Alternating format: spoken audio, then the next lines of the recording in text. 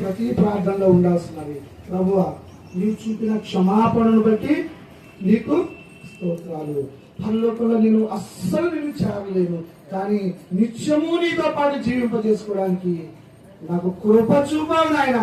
ఈ కృప ఇతర ఏ నామాలులోనూ దొరకదు. ఈ భూ ప్రపంచం మీద ఏ నామము కూడా మన పాపాలను క్షమించదు.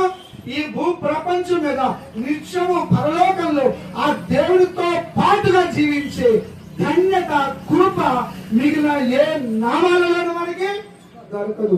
కాబట్టే యేసుప్రభుని మనం చాలా వాక్యాలు ఉన్నాయి కృప గురించి. భూమి కంటే ఆకాశము ఎంత ఉన్నతంగా ఉందో మా ఎడల నీ కృప అంత అధికంగా ఉంది.